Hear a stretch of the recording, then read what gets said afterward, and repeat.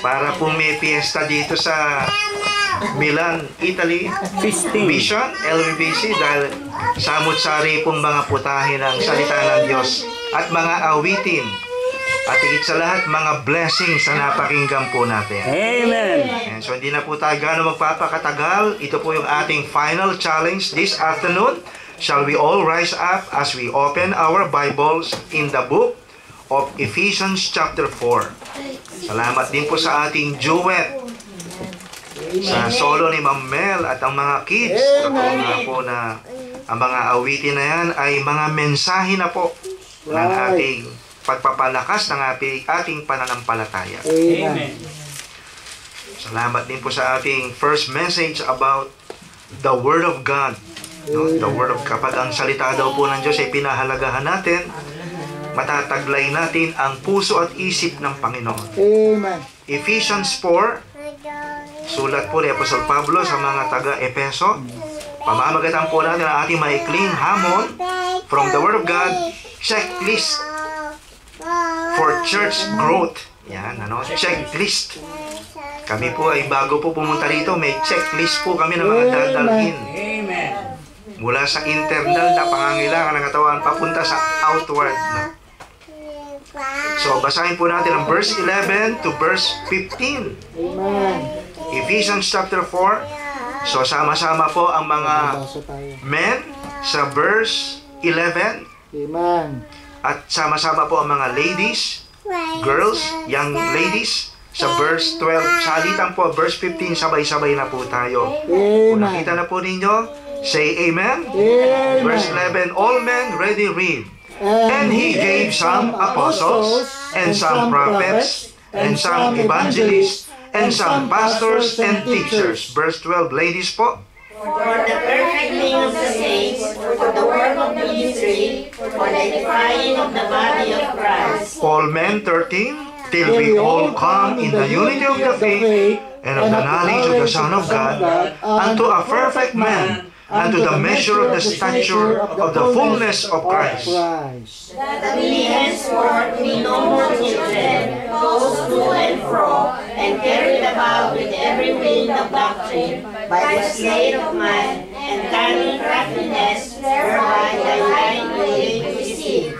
Verse 15, sabay-sabay na po tayo. But speaking the truth in love, may grow up in all things, which is the head, even Christ. Pagpalain po ni Lord ang kanyang mga salita. Manalangin po tayo. Tayo po ibukat pumikit. Panginoon, maraming salamat po. Yes, Lord. Na isa na naman pong pagkakataon ang ibinigay mo sa amin, ang sambahin ka sa Espiritu at katotohanan. Amen. Salamat, Lord, sa mga yugto na mga programa na amin pong nasilayan ngayong hapon.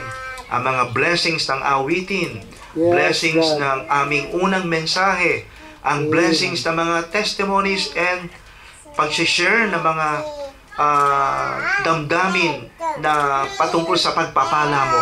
Yes, At higit sa Lord. lahat, Lord, ang mensahe po ngayong hapon ay makadagdag pa po ng higit na hamon sa aming lahat. As you bless me, my family, our church in Cabanatuan, in hearing this message, the same also, Lord, this afternoon, mangusap po kayo sa aming kalagitnaan. Kung meron man pong ilang ingay o kaguluhan sa kapaligiran, alam namin ito'y hindi maging hadlang sa aming pong pakikinig. Sa inyo na po namin pinagkakatiwalang lahat. In Jesus Christ's name, Amen. Salamat po. Pwede na po tayong makaupo.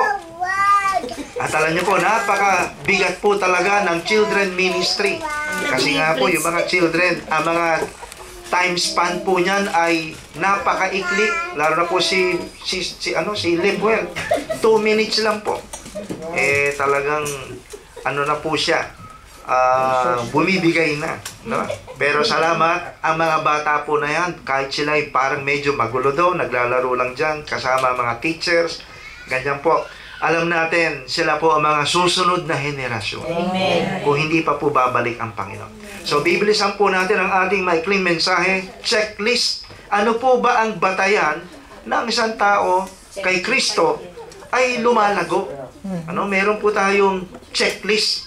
Ito po yung, at alam nyo, yan po ang isa sa mga plano ng kalaban, si Satanas. Ang kanyang mga kampo, nais niya na ang mga Kristiyano, ang mga Kristiyanong tahanan, ang mga iglesia, kagaya po nito ang ating misyon, ay hindi po lumago ang bawat membro. Pero salamat, alam natin hindi siya magtatagumpay.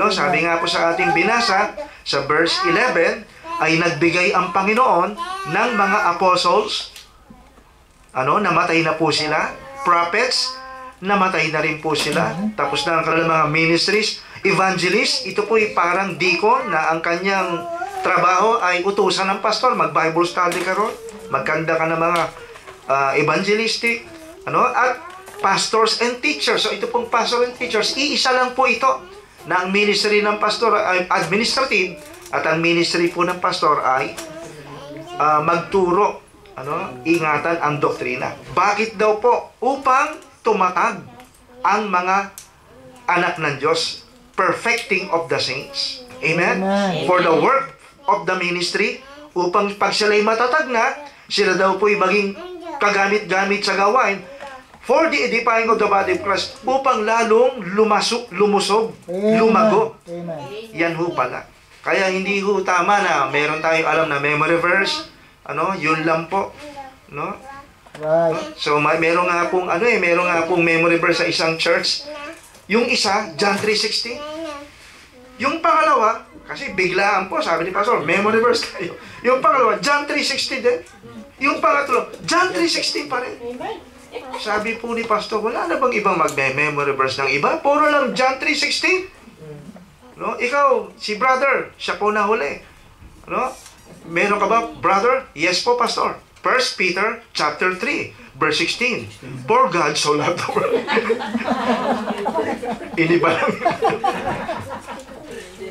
So, hindi po batayan na marami tayong alam sa church. Matagal na tayo sa church. Amen.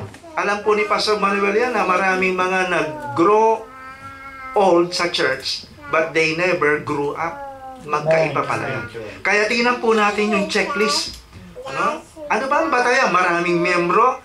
Ano ba ang batayan? Maganda ang building, maganda ang quiet. Ito po ang mga makikita po natin na sinabi po ng Word of God. So ilang bagay lang po ito. Number 1, ang isang batayan ng checklist ng isang lumalagong church o ministry. Number 1, lahat ng mga mananampalataya meron pong assurance of salvation. Amen. Yan, dapat lahat po ay may katiyakan ng ligtas. Kaya madalas po yata si Pastor Manuel lagi nag-i-invitation. Meron pa bang hindi nakakatiyak ng kaligtasan? Kasi mahalaga po yan. Right. No? Sapagkat pwede kang magkunwari, pwede kang sumabay sa agos, sumabay sa awitin. No? Sabi nga ng mundo sumabay sa tugtog at magsayaw. Pero tunay baga tayong ligtas? No? Tayo ba ay tunay na anak ng Diyos? Kayo po ba ay ligtas? Amen. Tagalangit po ba kayo? Amen. No? So, alam mo ba kung kailan ka na-save? Yan po Amen. No? Yung iba minsan hindi alam. Yung baptism lang ang sinasabi. Dapat alam natin na pastor, personal ko na-encounter. No, nung kami po ay nagkaroon ng discipleship Bible class, Pastor Manuel, nabanggit ko na yata sa kanya. Lahat po ng mga, kasi hawak ko po ang mga adult men, college, career men, saka college. So, bagamat pinagtuturo ko po yung ibang mga adult men, ang aming pong topic ay salvation. Pinag-testimony po namin sila. Imagine yung pong aming Sunday Bible School, discipleship Bible class, magpapatotoo lang ng 2 minutes. Kwento mo kung paano ka na-save. Lahat na po nakapagkwento, inabot po kami ng 3 linggo. No? Pero isang 40 minutes lang po yun, 30 to 40 minutes. Yung pangatlong linggo, dahil isa-isa nga, yung huli po, si Kuya Orly, inabutan pa po ni Pastor Manuel, ang matagal na pong Kristiyano, na-baptize, no? Ay nagsabi, maluha-luha, Pastor, hindi po ako makapagkwento. Hindi ko po natitiyak ang kaligtasan. So, salamat nung araw na yan, linggo po yun, tumanggap si Kuya Orly Santos, no? Yung anak niya ay naging song leader, naging worker, No? So, kasama po sa ministry at lagi nasa church. No? So, hindi para magdudo ka, pero magsaliksi ka. Kailan ko tunay na nanampalataya ako kay Jesus bilang aking tagapagligtas. No? Kasi wala pong kaligtasan sa bautismo. Ang dugo po ang naguhugas, hindi tubig. Yung yung bautismo ay paglalarawan lang po na tayo ay tunay ng ligtas. Pinapakilala, pinapublicize mo, pinoproclaim mo. Iba po yung possessing sa professing. Amen? Kaya naway matiyak mo talaga na ikaw ay saved, born again, anak ng Diyos. Hindi dahil sa baptist, kundi dahil kay Jesus Christ. Amen. Dahil sa kanyang ebanghelyo. And I believe, alam ko naman po, na lahat po kayo ay saved. Amen? So, yan po yung checklist. Meron po tayong tinatawag na pagtitiwala sa gospel. Kagaya po ng binanggit sa 1 Corinthians 15:1. Ayan, silipin lang po natin ito sandali. Ano po ang sabi ng Word of God? Ang tunay na tumanggap kay Kristo, ano po ang sabi dito sa verse 1? Moreover, brethren, 1 Corinthians 15, I declare unto you the gospel which I preach unto you, which you have received, and wherein you stand, by which also you are saved, if you keep in memory what I preach unto you, unless you have believed in vain. So yung pala, ang tunay na ligtas, nanampalataya kay Kristo, tumanggap kay Kristo, at naninindigan kay Kristo. Amen. Verse 3, for I delivered unto you first of all, which I also received, how that Christ died for our sins, according to the Scripture, and that He was buried, and that He rose again, and on the third day, according to the Scripture. Yung po pala. Diba? Ang mga pare, pag tinanong mo, ano po ba ang gospel? Matthew, Mark, Luke, John. Ano naman yung Matthew, Mark, Luke, John? Good news. Ano naman yung good news? Gospel. Puro pa gano'n eh. Pag ikaw ay tinanong, ano ba yung gospel? Nung ako'y nanampalataya kay Kristo, siya namatay, nilibing na muli, tinubos ang aking mga kasalanan, nanampalataya ko sa Kanya, ligtas ako. Yun ang gospel. Amen. Magandang balita po. Di ba? Kaya pag wala kang katiyakan ng langit, masamang balita. Right. So yun po, you stand with the gospel, you believe on the gospel, you receive on the gospel. Bagamat, hindi mo minsan matandaan talaga yung taon o araw, pero maganda po ang salita ng Diyos. Ako nga po naalilito, ang dami ko pong panahon nagtataas, kasi nga mga Katoliko, pagtanggap na rin yan eh. Pag nangungumunyong ka, ligtas ka. Pag nangumpisal ka, ligtas ka. Diba? Lagi pong ganon. Amen? May nangumpisal nga po sa pare. Father, patawarin niyo po. Bakit? Ako po yung nagdako ng lubid. Ba't naiiyak ka? Lubid lang nila ako. Meron pong kalabaw. Doon po sa lubid. Diba? Akala natin doon po maliligtas ang tao. Pagka siya'y nagpapanata, penitensa. Ayan. Salamat. Tayo po ay na-save. Amen? Yan po ang isang checklist para masabing lalago ang iyong buhay Kristiyano, ang mga anak mo, ang kayong mag-asawa, kayong pamilya, at ang misyon. Lalago po ito kasi lahat ligtas. Amen. Tapos ako ang mensahe natin, dumating na po si Brother Jake. Hey, Brother, welcome. Ayan, salamat po. Na-miss natin si Brother Jake. So, ano ang batayan na tayo po ay safe, ang church ay lalago, ang buhay Kristiyano mo, ang pamilya mo, ang mga anak mo, bantayan mo. Baka yung mga anak mo, pasama-sama lang yan. Yung aming nga po mga anak, ay ilang taon si Julian na sa high school. Imagine, kasama na po namin. Takanta-kanta na rin po. Kagaya ni Limuel. No? Pero, salamat nakaunawa sila. No? Yung ating mga asawa o anak, ay asawa, mister mo, misis mo, mag-usap kayo. Ikaw ba talagang sa'yo? Yan. So, i-check nyo po. Ano? At kung ikaw ay hindi sure, mag-forward ka, magtaas ka na kamay. Amen. Huwag kang mahihiya. Amen. Kasi alam nyo po, ang nakakahiya sa impyerno, yung nandun ka, akala mo na doon ka, pero doon ka pala. Kasi heaven is a place of surprises. Nakasama natin, ba't wala ron? Ano? Tapos, ikaw naman ay akala mo, nasa church ako, ba't nandito ka sa impyerno? At ang pinakamatindi po, pastor, na nabasa ko po sa isang parang quotation na ang pinaka torment, ano ba yung torment? Yung nakapagpapahirap po sa impyerno, hindi daw lamang po yung apoy, kadiliman, pagkahiwalay sa Diyos, kundi yung regret. Na nung napunta ka sa impyerno, napakalapit mo nang maligtas. Dahil binigyan ka ng tracts. Dahil inimbitahan ka. Tinanggihan mo. Kilala niyo po sa Luke 16, sino po yung may regret doon? Sa Luke 16, yung mayaman. Naalala niya kagad hindi asawa niya, hindi misis niya, hindi mga kapatid mo, si Lazaro, na lagi nagtuturo sa kanya. No, tuwing dadaan siya sa bahay, dahil doon nakatira sa pintuan sa gate.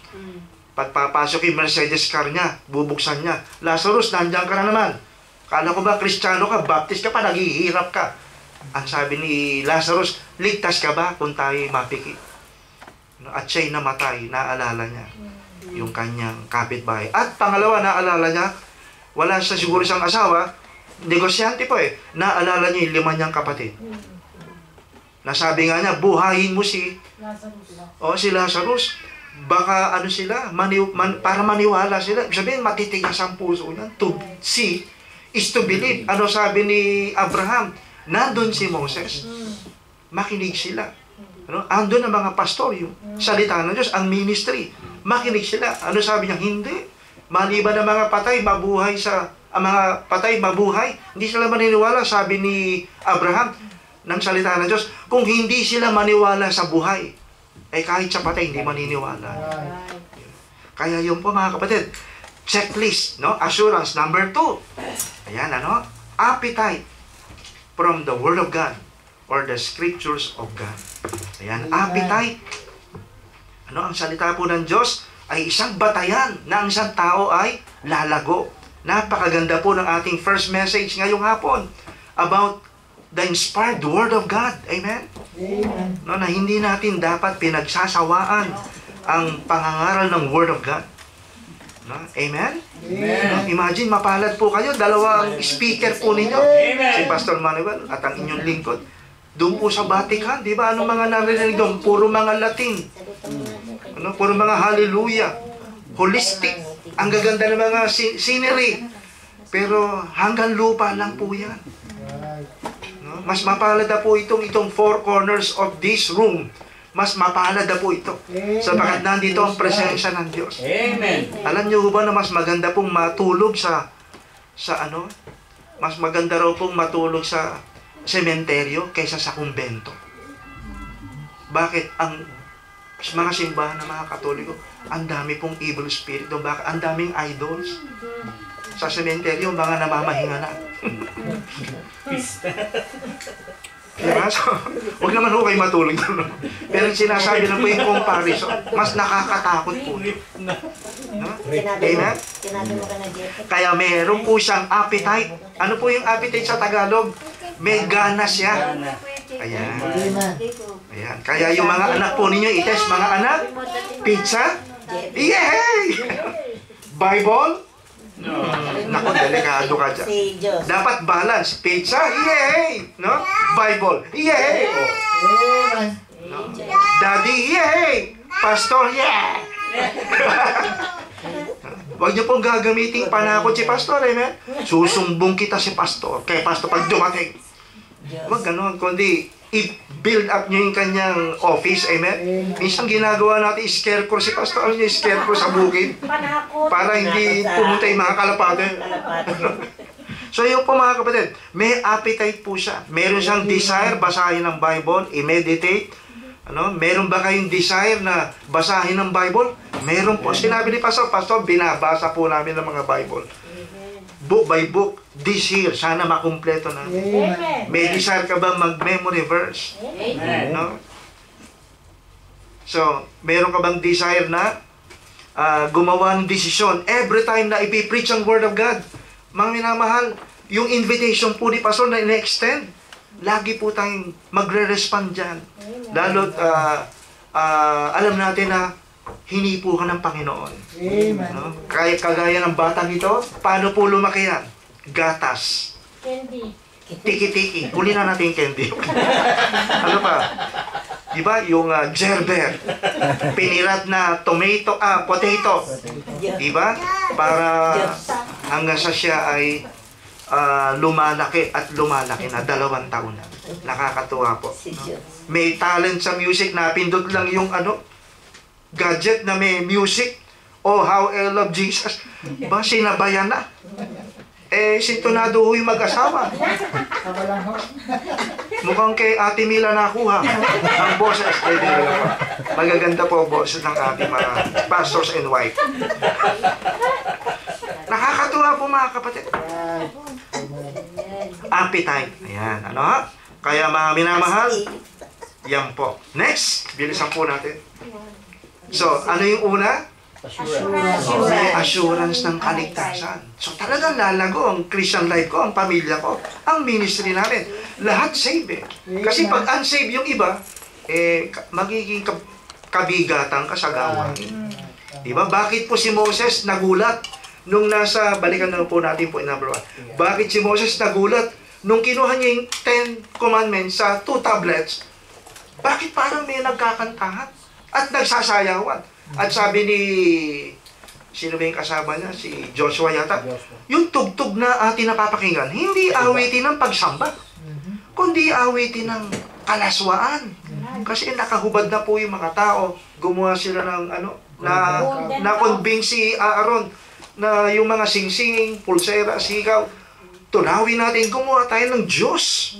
At bakit po? Ang hasik po nun, nag-influence po ron mga unbeliever na nakasama nila sa Egypt. Diba? Mga nagbalimbing kay Parao. Kaya yun po ang mangyayari sa church. Pag ang church ay hindi lahat saved. Walang pagkakaisa, walang unity. At ang mangyayari pa niyan ay baka magkaroon pa ng problema. At pangalawa po ay appetite. Yan. At pangatlo na po tayo, association with the saints. Yan, yan po ang ating pong number 3. Kapag ang isang tao po ay tunay na saved, maghahanap siya ng kadugo niya. Amen. Amen? Maghahanap siya. Ang isda, saan po dapat natatagpuan? Bago po sa kawali, siya po ay matatagpuan sa tubig. Diba? Pagka yung isda po, inalis mo sa aquarium, sa tubig, ano sabi ng isda? Patay na. Wala siya sa tubig Si Prince Charles ba yun? Pumunta po sa Bohol. Ano sabi niya? I would like to buy that pet animal. Yung tasir. Sabi po nung mga caretaker, no. If you will pull out this animal from his inhabitant, it will die. Umuwi si Prince Charles, hindi niya nadala yung tarsier. Kasi mamamatay siya Sana ganun din po tayo. Pag binunot tayo sa church, nangihina tayo. Hindi yung umalis ka sa church, nawala ka sa church, salamat po sa Panginoon. Para ba kundi excited ka na nagkakatipot tayo. Amen? Kaya nga nung bumalik sila, Sister Carol, parang iba yung dugo natin, parang lumakas tayo Amen. Kasi may panibagong init na naramdaman. Kaya sis, yan ang aming prayer sa inyo na magpatuloy kayo sa Panginoon. Ayan. At totoo nga po na kapag malapit tayo sa gawain ni Lord, malapit tayo sa kalooban ni Lord. Malapit tayo sa pagpapala niya na tayo ay nagagabayan spiritual. Ayan. So yan po, kapag tayo po ay nakiisa sa church, ano sabi ng Hebrews 10:25? Not forsaking the assembling of ourselves together as the manner of some is. Ibig sabihin, nababawasan po yung mga hindi nagpapahalaga. Ano yung susunod? But exhorting one another, and so much the more as we see the day approaching. Tayo daw po ay nagpapalakas po. Hindi mo lang alam yung ngiti mo, yung amen mo dyan, nakapagpapalakas ka. At ang una po ninyo napapalakas pag nakadalo ka, ang pastor. Amen. Lumalakas ang loob niya. Lalo sa nagkakaroon ng vision. Di ba? Tama po ba? Pagka nga po ako naglalakad sa mall, nag-iisa, inutusan ako ni Ma'am Melda, bumili ka ng maruya. Ganyan. Kaya ka ba, ma'am? Hindi, bilhin. Para kung hindi ko matagalan ako, para akong binata paso na naglalakad sa moon. Hindi ko matagalan. Iba talaga pag kasama mo siya. Iba naman mga mister, lagi kinukurot. Saan ka na naman nakatingin? Kasama mo na ako, tumitingting ka pa. Taga-correct din. At alam nyo ba na ang mga misis ng pastor, yan ay Holy Spirit. Pangalawang Holy Spirit. Taga-rebuke, taga-pagpaalala. Totoo po. Sabi nga po ng isang quotation, behind the successful pastor or man of God is a pastor's wife beside him. Amen. Amen. So, ang tagumpay ng isang lalaki sa mundong ito ay katabi ng kanyang misis. Amen. Kaya napakaganda po na isa talaga ang husband and wife. So, ganun din po yung ating mga anak. Pagka yung mga anak natin, magkakahiwalay. Si tatay dati. Tignan nyo, paghiwalayin nyo po si Hannah at saka si Gihanna. Ilayo nyo si Limuel. Parang malungkot, pero pag uwian na, galing sa school, excited na sila na sinusundo sila. Amen. Lalo na pag Friday ata ay pizza day. Amen? Ganyan, di ba? Totoo po. So, yung po mga kapatid, ayan, Gihanna at Gihanna, nilakad ko na kayo. So, yung po mga kapatid, Psalm 133 verse 1 to 3. Oh, how good and how pleasant for brethren to dwell together in unity.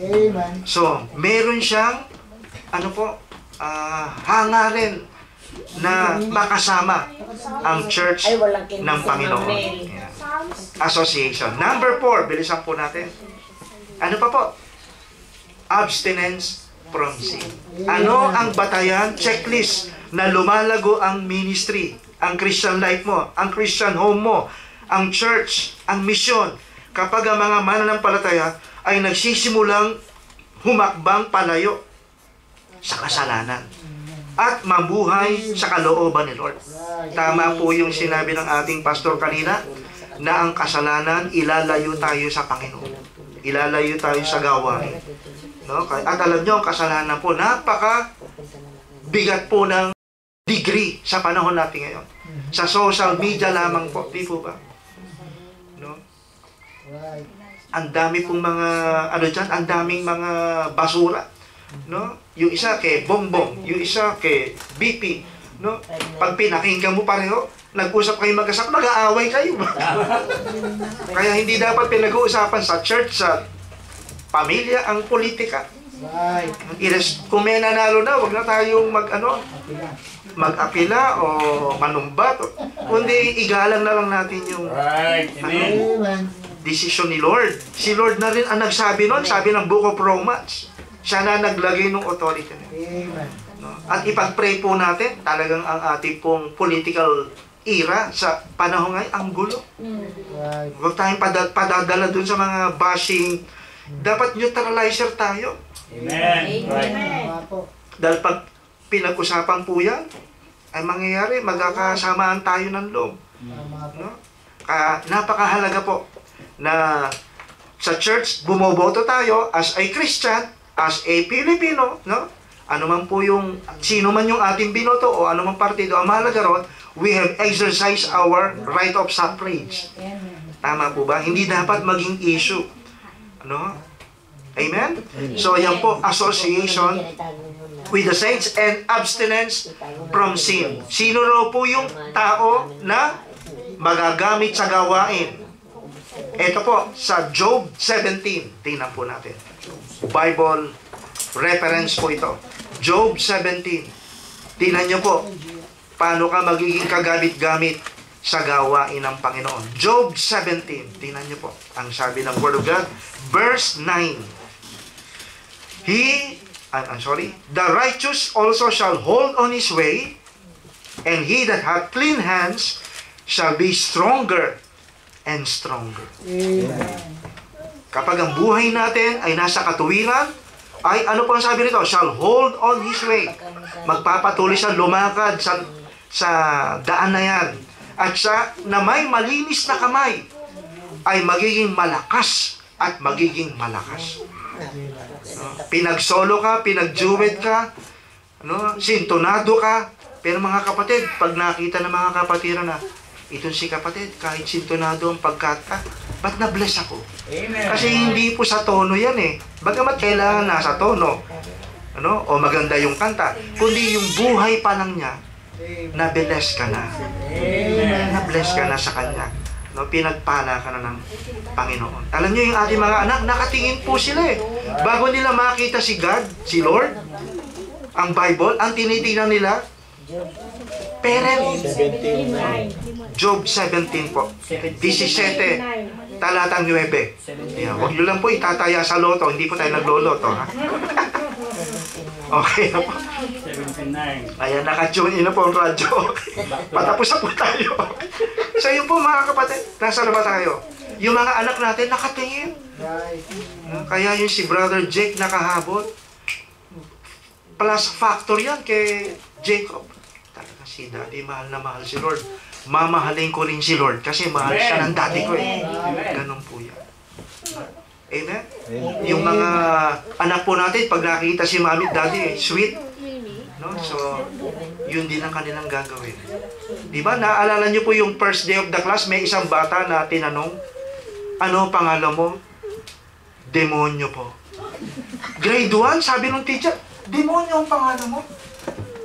Eh, siya po yung, kasi nagpapakilala, saan ka nakatira? Sa impyerno po. Sinong tatay mo? Si Satanas po. Alam niyo po, ginawa ng teacher, sinundan po yung bata. Kawawa ng estudyante, ba't yun ang mga sagot niya? Siya raw si demonyo, tatay niya si Satanas, sa impyerno siya nakatira.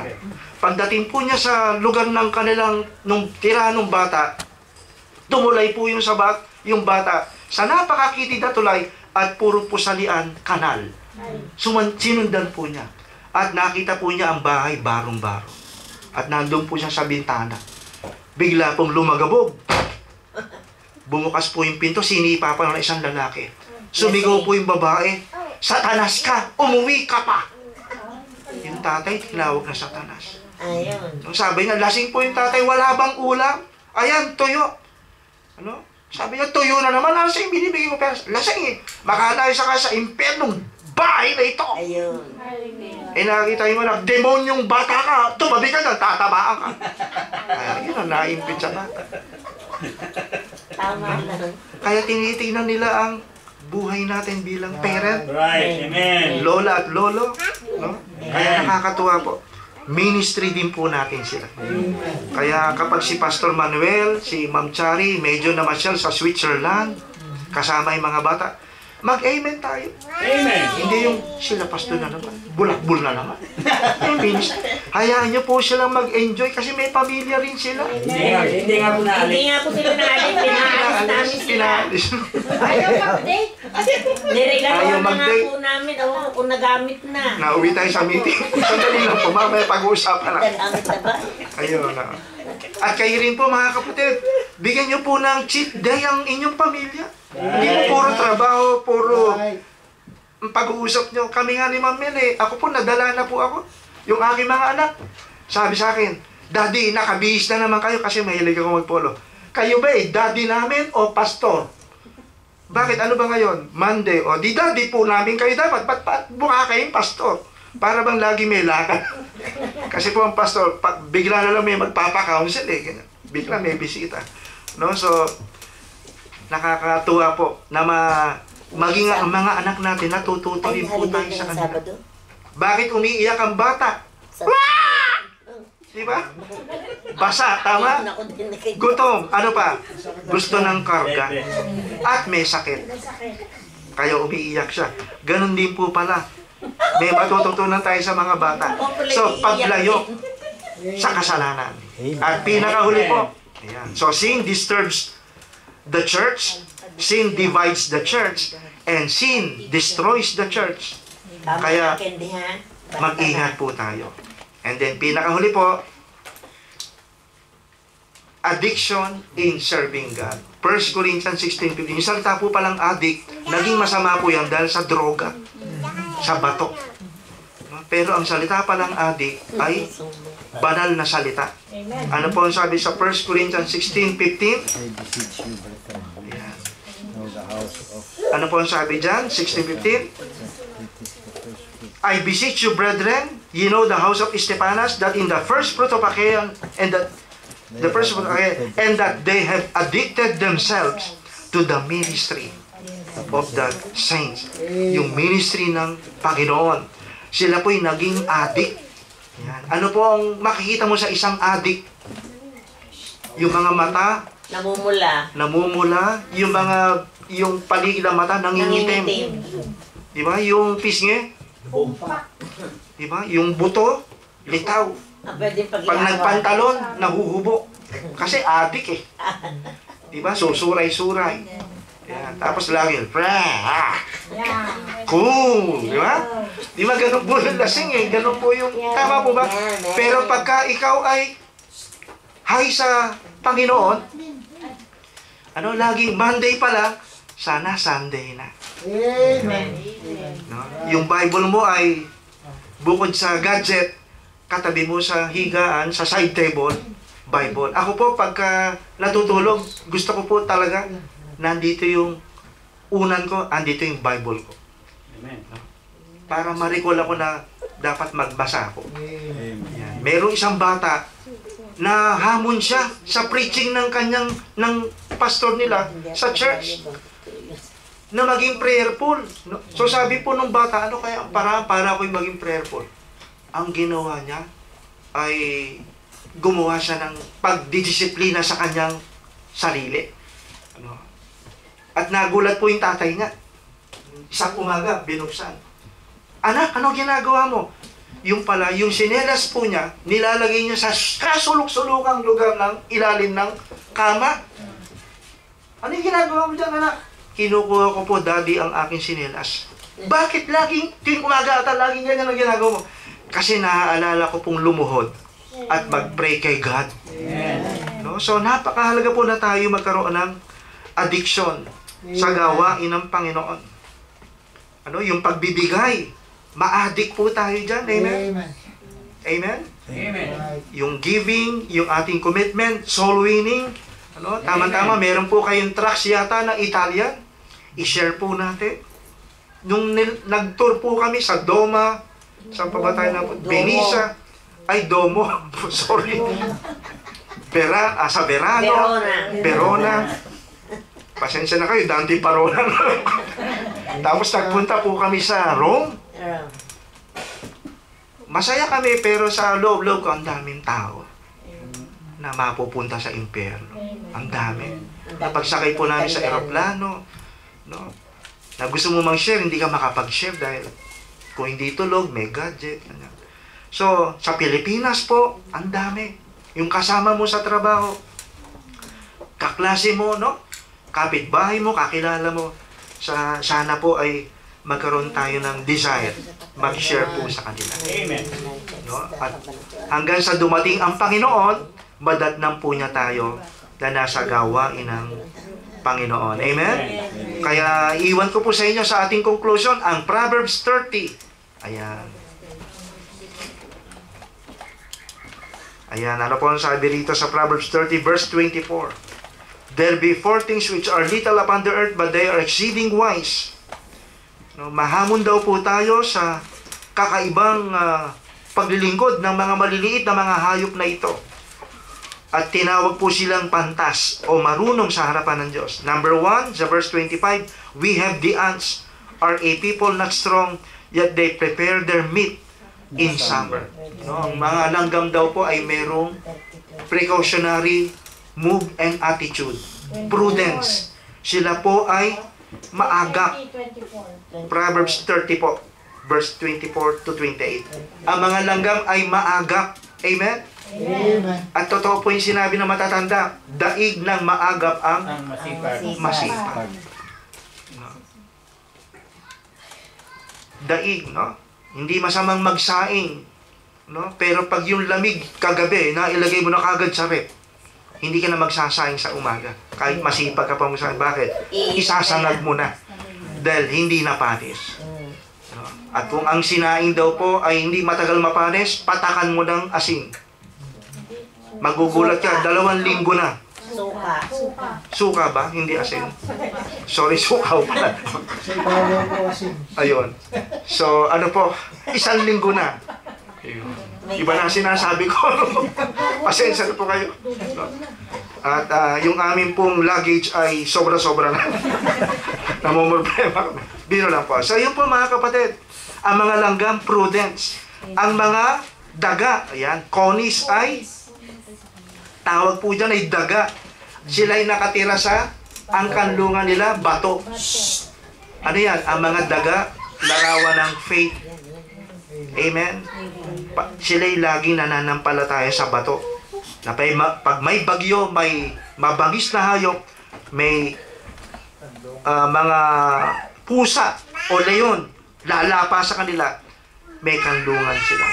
Ganon din po tayo. Amen? Pag may problema po kayo, text nyo lang po si Pastor Manuel. Pastor, pag-pray nyo nga po itong aming. Pagpapakita mo na may tiwala ka sa Panginoon. Dahil you are sharing your urgent prayer request, your prayer advisory to the man of God. Ano? At kung meron man po kayo mga ladies na group chat, gusto nyo kasama si Ma'am Chari, ladies prayer advisory group chat, maganda po yan. No? Yan po yung mga daga. Ano pa po? Yung pong mga locust, ito po yung tipaklong. Wala silang hari, they have no king, yet they go forth, all of them by bands. Ano? Ang mga, para malago, maging malago ang church, kailangan natin ng unity. Sama-sama. Sama-sama po. They go together. No? Hindi raw po totoo na yung mga alimasag, naglalaglagan ng bawat isa. May nagsabi positively, ang mga alimasag daw po nag-aangatan pangaraw ng bawat isa. No? So nagpapalakasan po. Amen? Maganda po ang walis tingting kung isang walis tambo. Pag iisa